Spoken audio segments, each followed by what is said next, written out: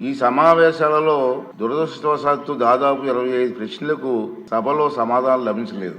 ప్రతిపక్షానికి చెందిన గౌరవ సభ్యులు ప్రశ్నలు వేస్తున్నారు, రావట్లే. దాని మీద దాని కారణం ఏంటంటే వాళ్ళు ప్రశ్నలు వేయడం వల్ల మరొక 2 మెంబర్స్కి మాట్లాడే అవకాశం పోతుంది. అది సమంజసం కాదు ప్రజాస్వామ్యంలో.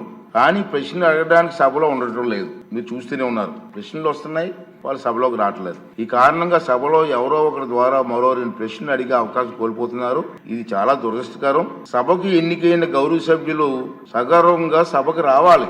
ప్రజలు ఎన్నుకున్నారు మిమ్మల్ని, సభలోకి వెళ్ళి మా సమస్యలు మాట్లాడమని. సభకు రావాలి. ఎవరికి కనిపించకుండా వచ్చి సభ్యులు హాజరు పట్టికలో సంతకాలు చేసి వెళ్ళిపోతున్నారండి, దొంగల్లాగా వచ్చి. మీరు గౌరవ సభ్యులే, ప్రజలు ఎన్నుకున్నారు, మీరు ఎమ్మెల్యేస్. దొంగల్లాగా వచ్చి సంతకాలు పెట్టవలసిన అవసరం ఇచ్చింది కర్మ. ఒకసారి ఎమ్మెల్యేగా గౌరవప్రదమైన దీంట్లో ఉండి హాజరు పట్టికలో సంతకం చేసి సభకు ఆ మొహం చాటేయడం వారికి గౌరవాన్ని తగ్గించిందే తప్ప పెంచదని చెప్పి నా తాలూకు అభిప్రాయం.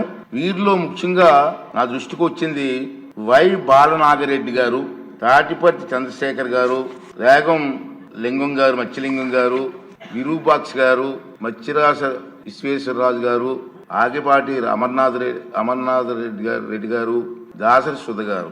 మనం చూసాం, మనం గవర్నర్ ప్రసంగం ముగిసిన తర్వాత అంటే ఫిబ్రవరి 24వ తేదీ తర్వాత వేరు తేదీల్లో ఫిట్నెస్ రిజిస్టర్లో సంతకాలు పెట్టేట్టు నా దృష్టికి వచ్చింది. అంత దొంగచాటును వచ్చి ఒక దొంగల మాదిరిగా సంతకాలు పెట్టవలసిన అవసరం లేదు. కానీ వారు ఎవరు కూడా నాకు సభలో కనిపించలేదు. సంతకాలు ఉన్నాయి కానీ సభలో కనిపించారండి మీకు ఎవరికన్నా? నాకైతే కనిపించలేదు. ఇది ఎంతవరకు సమంజసం వారే నిర్ణయించుకోవాలి.